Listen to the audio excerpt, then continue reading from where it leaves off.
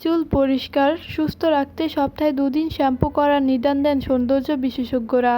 ঘরোয়া তেল শ্যাম্পুর বাইরে একটু বাড়তি পরিচর্যা পেতে ইচ্ছে করা স্বাভাবিক, আর তার সবচেয়ে সহজ রাস্তাটা হলো রোজকার ব্যবহার্য শ্যাম্পুতে এমন কিছু মেশানো যাতে শ্যাম্পুর গুণ আর কার্যকারিতা অনেকটাই বেড়ে যায়। এসব বাড়তি জিনিসপত্র পাওয়াও সহজ আর শ্যাম্পুতে মেশানোও সহজ। চট করে দেখে নিন। গোলাপ জল। শ্যাম্পুতে 1 কাপ গোলাপ জল মিশিয়ে নিন। স্কাল্পের শুকনো ভাব, স্কাল্পের চুলকুনি কমবে, চুলে আসবে বাড়তি জেল্লা। Baking soda. যে শ্যাম্পু ব্যবহার করেন তা কি প্যারাবেন আর সালফেট মুক্ত?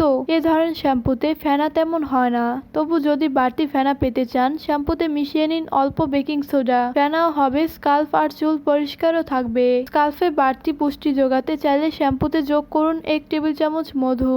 স্কাল্পের ব্যাকটেরিয়া নাশ হবে, পিএইচ ব্যালেন্স বজায় থাকবে। তাছাড়া মধু চুলে যোগাবে বাড়তি উজ্জ্বলতা। Essential oil. Tea tree, lavender, rosemary এবং পেপারমিন্ট এসেনশিয়াল অয়েল বাড়িতে থাকলে মিশিয়ে নিন শ্যাম্পুতে, খুশকির সমস্যা কমে যাবে।